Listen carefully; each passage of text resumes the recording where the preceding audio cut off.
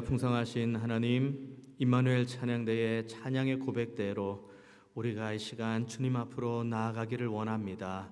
주님, 우리의 연약함을 채울하지 말아주시고 다만 붙들어 주사 우리가 하나님의 말씀의 반석 위에 든든히 서는 역사를 경험하게 하여 주옵소서. 이 시간 예배를 섬기고 또 몸된 교회와 또 주일을 섬기는 많은 손길들이 있습니다. 저들의 섬김을 아시는 주님, 저들의 범사에 하나님 허락하시는 큰 기쁨과 감사의 제목이 가득 넘치게 하여 주옵소서. 이 시간 함께하는 모든 예배자들이 하나님의 말씀 앞에 섰사오니 들을 귀를 허락하시며 결단할 수 있는 믿음도 허락하여 주옵소서. 모든 예배의 시종을 주님께만 온전히 의탁드리오니 주님, 이곳 가운데 임재하시고 우리에게 영광을 보이시며 홀로 높임받아 주옵소서. 감사드리고 살아계신 예수님의 이름으로 기도하옵나이다. 아멘. 한 무리의 한 사람이 등장합니다. 오늘 본문 첫 절 13절 말씀에 나오죠. 이 사람이 예수님께 원하는 것은 내 형, 그러니까 자신이 아닌 내 형을 명해서 유산을 좀 나누어 달라. 이것이 이 사람의 요청입니다. 당시 구약의 율법에 유산을 나누는 기준은 명확합니다.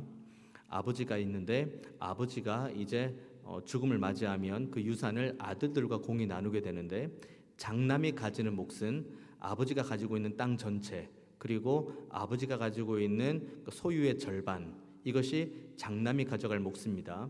그리고 그 외에 장남이 가져가게 되는 분량 외에 나머지 것을 가지고 이제 다른 아들들이 이제 공평하게 나누는 겁니다.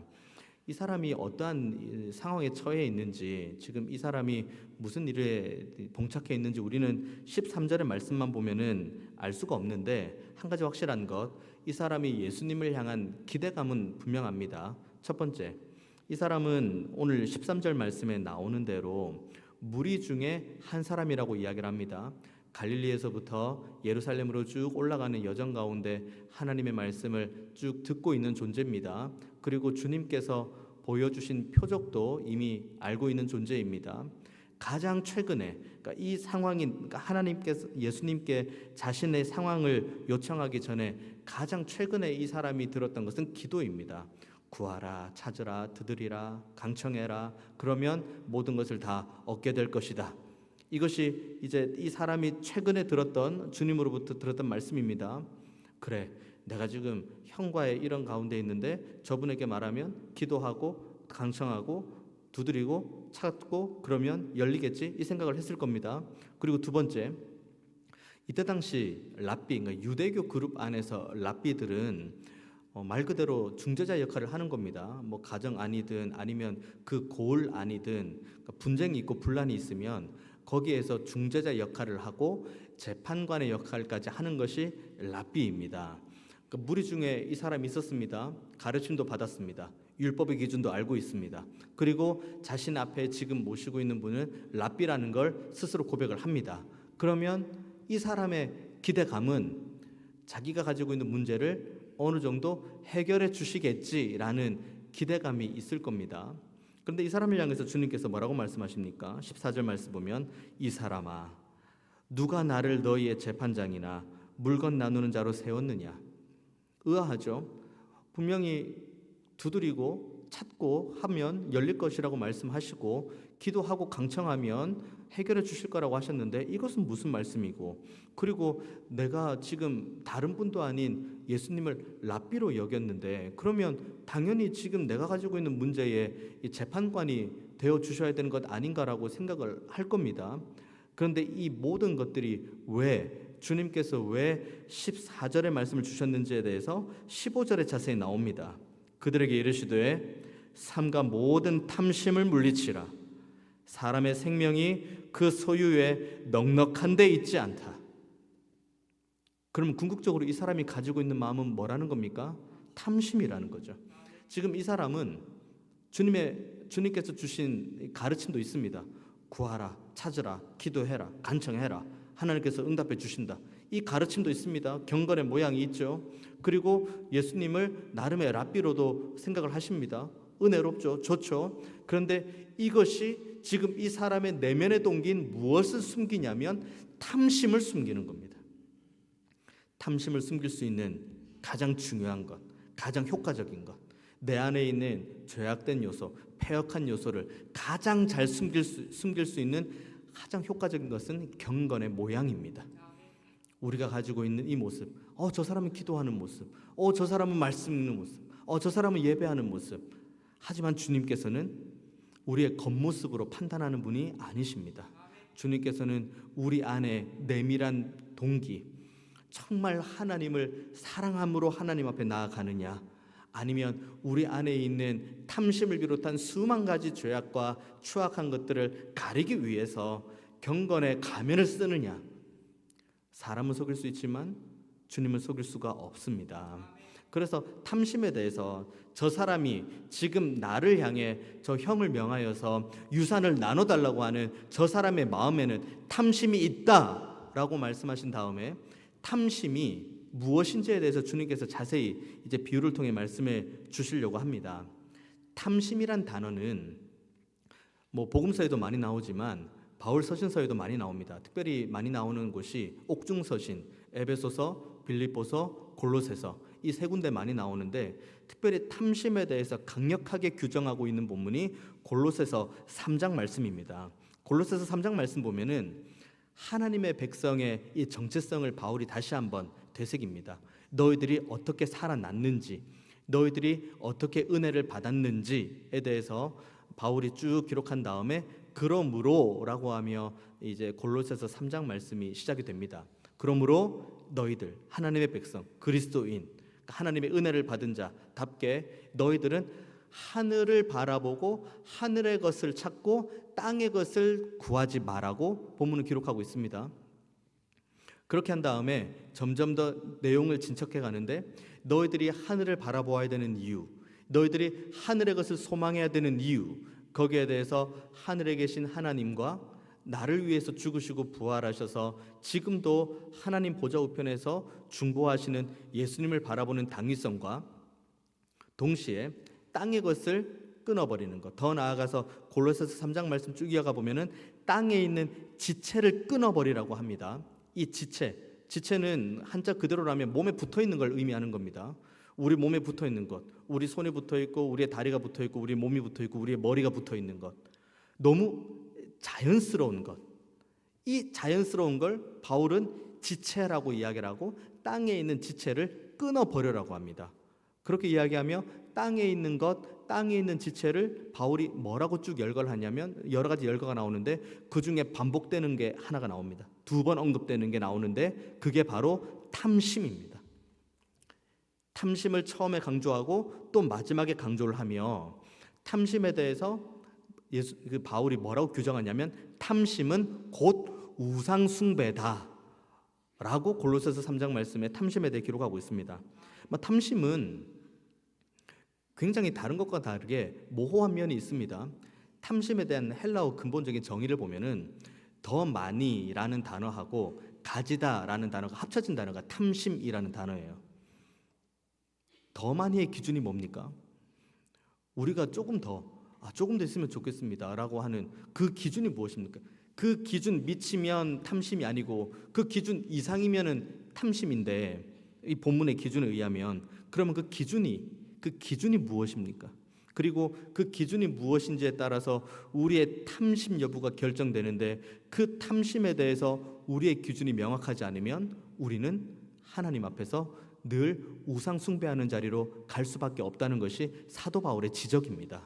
그래서 탐심에 대해서 주님께서 우리에게 이 탐심이 어떻게 우상 숭배로 가는지에 대해서 오늘 본문을 통해서 비유의 말씀을 주님께서 주십니다. 오늘 비유 말씀은 우리 모두가 다 알고 있습니다.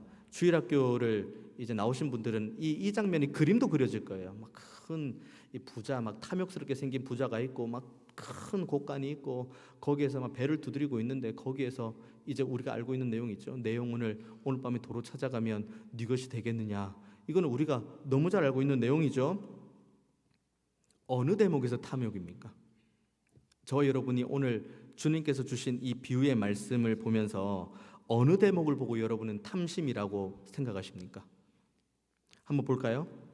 17절의 말씀부터 보면은 심중에 생각하여 이르되 내가 곡식 쌓아둘 곳이 없으니 어찌할까 하고 또 이르되 내가 이렇게 하리라 내 곡간을 헐고 더 크게 짓고 내 모든 곡식과 물건을 거기 쌓아두리라. 한 번 더 진전해 볼까요? 19절 말씀 또 내가 내 영혼에게 이르되 영혼아 여러 해 쓸 물건을 많이 쌓아두었으니 평안히 쉬고 먹고 마시고 즐거워하자. 어느 대목이 탐심입니까? 하나님이 없는 거예요. 나만 있는 거예요. 나만. 소출이 많은 게 뭐가 문제겠습니까? 소출이 많아서 기쁜 게 뭐가 그렇게 문제가 되겠습니까? 소출이 많은데 이 소출을 어디 저장을 해놔야 됩니다. 저장을 해놔야 되는데 우리 집에 있는 곡간이 크지 않아요. 그럼 어떻게 해야 됩니까? 곡간을 크게 해야겠죠. 이게 사람의 생각이죠.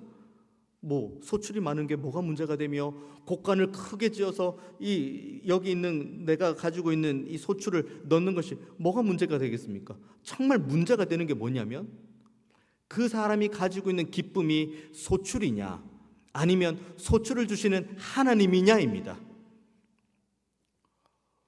크게 짓는 곡간이냐 아니면 곡간을 지을 수 있도록 은혜 주신 하나님이냐,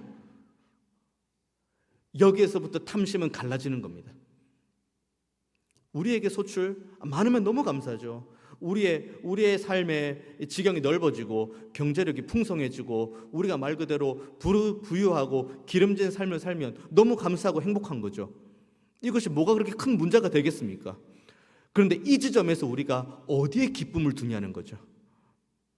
소출을 주신 하나님께 기뻐하고 이 모든 소출을 넣을 수 있는 큰 곡간을 지을 수 있는 우리에게 은혜 주신 하나님께 감사하는지, 아니면 다만 소출이 많으니까 좋고 그리고 이 소출을 어디 둘 데가 없으니까 이렇게 집을 곡간을 크게 지어가지고 여기에 내가 소출을 한번 지어보겠다.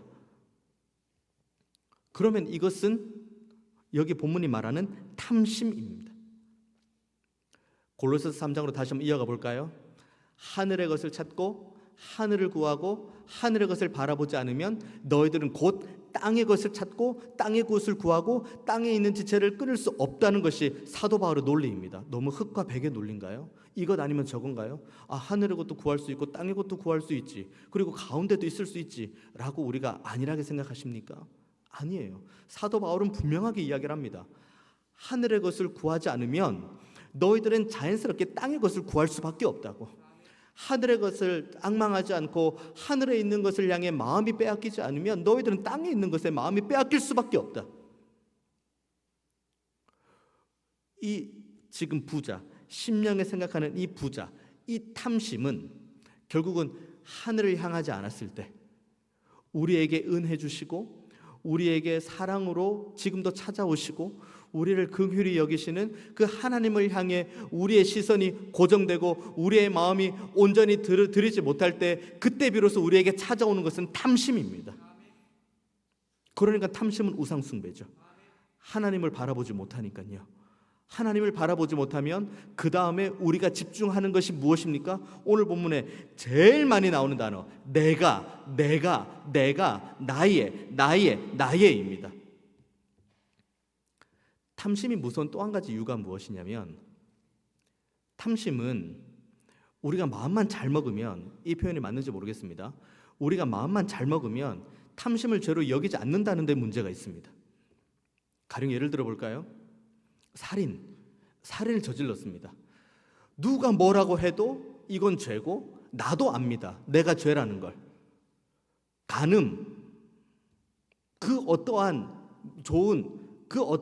합리적인 이유를 갖다 대도 간음은 죄입니다. 사람들이 지탄합니다. 간음은 죄라고. 자기도 압니다. 이거 간음은 내가 아무리 겉으로 포장을 해도 이건 죄라는 걸 나 압니다. 탐욕은 달라요. 탐욕은 스스로 타협할 수 있는 길을 제시해 줍니다. 그리고 탐욕은 더 많은 걸 소유해야 탐심이니까 아직 당신은 더 많이가 아니야 라고 우리 스스로를 타협하기 시작하면 이때부터는 탐심은 우리에게 죄가 되지 않습니다. 하나님 보시기엔 분명히 죄인데 이것을 우리는 죄로 여기지 않습니다. 예를 한번 들어볼까요? 우리가 구제사역, 선한 사역을 한다고 한번 예를 들어봅니다. 우리가 정말 우리 주변에 있는 이웃을 섬기기를 원하는데 재정이 없어요. 그럼 우리는 뭐 합니까? 하나님 앞에 기도하겠죠? 하나님, 제가 정말 선한 사역을 하고 주변에 있는 이웃들을 이렇게 구제하기 원하는데 하나님, 저에게 재정이 없고 우리 공동체에 재정이 없습니다. 하나님, 재정을 주옵소서. 그리고 은혜를 주옵소서. 그러면 이것을 가지고 제가 헌신하겠습니다. 이렇게 시작을 합니다. 그런데 하나님께서 우리의 기도를 듣고 정말 큰 은혜를 주셨습니다. 그래서 재정이 조금씩 쌓이기 시작합니다. 그래서 우리가 처음 생각했던 이만큼의 재정보다 훨씬 큰 재정이 우리에게 들어왔다고 한번 가정해 봅니다. 그러면 어떻게 하시겠습니까? 그때부터 우리의 마음속에는 두 가지를 선택할 수가 있습니다. 첫 번째, 처음에 우리가 이 정도 규모의 재정을 가지고 구제하고 선한 사업을 하면 좋겠다라고 하나님 앞에 기도했는데 더 큰 은혜를 주셨으니 더 큰 선한 사업과 더 많은 구제를 하라고 하나님께서 우리에게 은혜를 주셨나 보다라고 생각할 수 있는 방법 첫 번째. 두 번째, 우리는 이 정도만 생각을 했으니 이 정도 드리고 나머지는 다른 것에 좋은 것에 쓸 수 있을 거야. 한번 남겨놔 보자. 한번 재정 모아놔 보자. 한번 우리가 한번 아껴놔 보자. 그런데 이걸 어떻게 놔두지? 이거 곡간이 없는데? 그럼 곡간을 더 한번 크게 지어보자. 나중에 뭔가 쓸 일이 있을 거야. 한번 남겨놔 보자. 이 둘 중에 어디에 탐심이 있는 것 같습니까? 순간 훅 지나가면 둘 다 탐심이 없습니다. 왜냐하면 더 많은 재정을 받고 그리고 큰 곡간을 짓고 거기에서 소출을 넣어놓고 그 중에 일부를 우리가 다 쓰겠다는 것도 아니고 우리가 헌신했거든요. 헌신했고 구제했고 우리가 계획했던 것만큼 구제했고 선한 사업했고 다 했거든요. 누가 뭐라고 합니까? 그런데 그 다음이 문제죠. 그래서 이것을 가지고 또 무슨 일이 있을지 모르니 라고 하며 남겨두고 곡간 짓고 쌓아둡니다. 무슨 일이 있을지도 모르니 라고 하며 거기에 무언가를 쌓아두는 순간 우리의 무언가 있을지도 모르니 라고 생각하는 불확실한 미래를 우리 스스로가 누가 이 일을 책임질 수 있다고 고백하는 겁니까? 하나님이요? 아니요. 우리 스스로가 만약에 무슨 일이 있으면 이 재정 가지고 쓰면 되겠다. 우상숭배죠. 하지만 우상숭배의 그 기본은 탐심입니다. 이걸 편안하게 받아들이잖아요. 탐심인지도 몰라요. 이게 탐욕인지도 모릅니다. 내가 지금 하는 게 옳은 일로 생각을 합니다. 왜요? 구제했거든요. 선한 일 했거든요. 그리고 미래도 대비했다고 하거든요. 모든 걸 다 했다고 합니다. 그리고 시작도 기도했고 끝도 선한 사업을 했고 모든 것이 다 문제는 아무것도 없습니다. 하지만 여기에 하나님이 없어요. 무슨 일이 생기면 내가 이전에 쌓아두었던 그 곡간의 것으로 내가 일을 해결해야지. 내가 이후에 무슨 일이 생기면 내가 이전에 쌓아두었던 가지고 뭔가를 해야지. 탐심이 그냥 욕심 정도로만 생각하시면 이거는 큰 오산입니다. 이 본문을 향해서 지금 이 부자가 이걸 자기 입 밖으로 말한 것도 아니에요. 17절에 보면은 심중이라고 이야기를 합니다. 심중에. 그런데 이렇게 심중에 생각하는 이 사람을 향해서 20절에 하나님께서 뭐라고 이야기를 합니까? 하나님은 이르시되 어리석은 자여 오늘 밤에 내 영혼을 도로 찾으리니 그러면 내 준비한 것이 누구의 것이 되겠느냐? 여기서 하나님께서 말씀하시는 것은 내 영혼을 도로 찾겠다고 이야기를 합니다. 그럼 원래 소유권이 누구라는 겁니까? 하나님의 것이죠. 그러면 그 영혼은 하나님의 것입니다. 그 영혼에게 명할 수 있는 존재 누굽니까? 하나님이에요. 그 영혼에게 평안을 말할 수 있는 사람 누구입니까? 하나님이에요. 그 영혼에게 기쁨과 즐거움을 말할 수 있는 분이 누구십니까? 하나님밖에 없어요. 그런데 이 사람은 19절에 뭐라고 이야기합니까? 또 내가 내 영혼에게 이르되 영혼아 여러 해 쓸 물건을 많이 쌓아두었으니 평안히 쉬고 먹고 마시고 즐거워하자. 주제넘게 누가 누구에게, 내가 내 영혼에게 감히 내가 말을 한다고요? 내가 내 영혼에게 평안을 명할 수 있다고요? 내가 내 영혼에게 기쁨을 말할 수 있다고요? 내가 내 영혼에게 즐거움을 말할 수 있다고요? 내가 내 영혼에게 만족함을 말할 수 있다고요? 아니요. 우리의 영혼에게 기쁨을 주시고 우리의 영혼에 평안을 주시고 우리의 영혼의 앞길을 책임지겠다고 말씀하실 수 있는 유일한 분은 하나님밖에 없습니다. 이 모든 것의 시작이 탐심입니다. 내가 다 할 수 있다는 것, 내가 과거도 현재도 미래도 내가 다 통제할 수 있다는 걸로, 모든 불확실한 미래도 내가 쌓아놓은 것으로 다 해결할 수 있다는 이 생각 하나, 이것이 바로 탐심입니다. 단순한 욕심 아니에요. 하나님을 제해버리고 그 자리에 내가 있는 상태, 내 영혼을 향해 명할 수 있는 하나님의 자리에 나를 둔 상태. 그렇기 때문에 오늘 본문은 그것을 우상 숭배라고 이야기를 하죠. 탐심이 무서운 것이 바로 여기에 있습니다. 오늘 우리가 읽은 본문의 앞부분에 뭐라고 이야기합니까? 너희가 두려워할 자를 두려워해라고. 우리 누구 두려워해야 됩니까? 사람 두려워합니까? 아니면 주변에 있는 여러 가지 정황과 상황이 두렵습니까? 우리가 지난주에 함께 치열하게 말씀을 나누고 믿음으로 결단한 것처럼 우리가 두려워해야 될 대상은 사람이 아니고 상황이 아닙니다. 우리가 두려워해야 될 대상은 우리의 영혼을 붙드시고 이 땅에서 죽일 뿐만 아니라 죽은 이후에 우리의 영혼을 갖다가 지옥으로 던져 넣을 수 있는 권을 가지신 하나님을 두려워해야 됩니다. 그러면 우리의 시선은 하나님을 향할 수밖에 없어요. 그런데 하나님을 향하지 못한다? 그럼 우리의 시선은 자연스럽게 땅으로 갑니다. 탐심을 가지고 있는 것만큼 위험한 순간은 없습니다. 왜냐하면 가면을 쓸 수 있거든요. 선한 사업을 합니다. 그리고 구제도 합니다. 헌신도 합니다. 예배도 합니다. 기도와 말씀이라는 경건 생활도 합니다. 모든 걸 다 합니다. 그런데 그 모든 것들의 시작이 나도 모르게 탐심이라면, 그러면 그 모든 것은 내 모든 것을, 안에 있는 이 추악한 것을 가릴 수밖에 없는 그냥 가면의 역할을 하는 겁니다. 하지만 우리가 하늘의 것을 찾고 하늘의 것을 바라보고 하늘의 것을 구하는 상태에 있다면, 그러면 우리는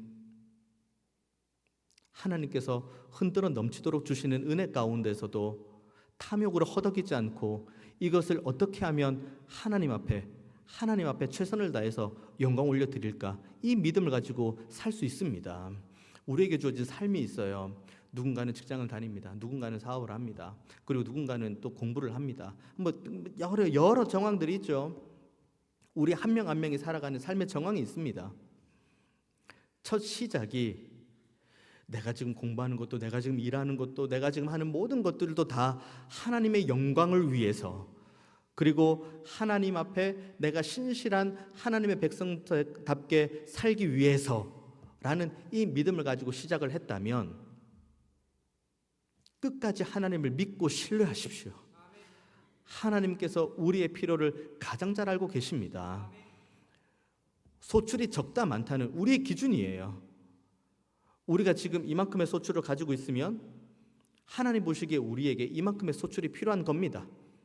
우리에게 지금 이만큼의 소출이 이만큼의 소출을 가지고 있습니다. 그러면 하나님 보시기에 우리의 삶에 이만큼의 소출이 필요하니까 이만큼을 주신 겁니다. 우리가 무엇을 구하는지도 잘 모릅니다. 우리가 하나님 앞에서 뭘 바라는지도 잘 모릅니다. 왜냐하면 내일 일도 모르거든요. 당장 1분 1초의 일도 모르기 때문입니다. 그래서 우리가 하나님 보시기엔 우리에게 이만큼의 소출이 필요한데 우리가 이만큼을 구했다고 가정해 봅시다. 그러면 하나님께서 내가 너를 보니 필요한 게 이만큼인데 너는 이만큼만 구하니 이만큼만 줄게 라고 주님께서 하시겠습니까? 우리가 이만큼을 구해도 하나님 보시기에 필요한 게 이만큼이라면 이만큼을 주시는 분이 하나님이십니다. 이걸 모르는 사람, 내가 모든 걸 할 수 있겠다고 생각하는 사람, 불확실한 미래를 위해서 하나님께서 우리에게 은혜로 주신 소출을 은혜 가운데 흘려보내고 쏟아내지 않고 어떻게든 남겨두겠다고 하는 자, 더 큰 곳간을 짓고 거기에 두고는 약간의 헌신, 약간의 선한 사업, 약간의 이 믿음 있는 생활을 하고 나머지 모든 것들은 우리의 불확실한 미래를 위해 남겨두자고 하는 그 사람에게 향해서 오늘 본문이 주시는 말씀, 20절의 말씀은 이거죠. 하나님은 이르시되 어리석은 자여, 어리석은 자여, 오늘 밤에 내 영혼을 도로 찾으리니 그러면 내 준비한 것이 누구의 것이 되겠느냐. 오늘 부자가 제일 많이 말하는 나를 위해서 치열하게 찾고 나를 위해서 치열하게 구하고 나를 위해 치열하게 두드리는 것은 믿음이 아니라 탐심입니다. 왜냐하면 우리의 구할 것은 하나님이 이미 다 알고 계신다고 분명히 예수님께서 말씀하셨고, 그래서 예수님께서 우리에게 말씀하시는 것은 너희들은 먼저 그의 나라와 의를 구하라고 말씀하셨기 때문입니다. 하나님께 대하여 부요하지 못한 자, 21절의 말씀 나오죠.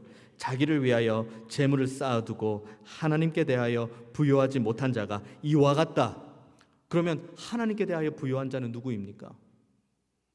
내가 지금 가지고 있는 이 소출이 다 하나님의 은혜로부터 왔다는 사실을 믿는 믿음을 가진 자, 내가 지금 누리고 있는 이 건강과 그리고 이 시간 예배할 수 있는 믿음과 그리고 하나님 앞에서 헌신하기 원하는 이 충성됨과 그리고 내가 작정한 우리의 이웃 태신자와 가족 태신자를 위해서 포기하지 않고 낙심하지 않고 끊임없이 기도하기를 원하는 이 믿음을 주신 하나님 앞에 감사하는 자, 이 사람이 여기 21절에 나오는 자기를 위하여 재물에 쌓아두고 하나님께 대하여 부요하지 못한 자하고는 다른 삶, 하나님께 대하여 부요한 자.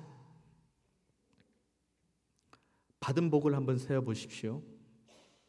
우리가 어떤 은혜로 이 자리에 앉아 있는지, 우리가 어떠한 사랑과 긍휼을 힘입어서 이 자리에 앉아 있는지를 한번 받은 복을 세어보십시오. 우리 안에 선한 것이 있습니까? 우리는 탐심이라는 아주 좋은 이 경건을 포장한 가면을 쓰고 끊임없이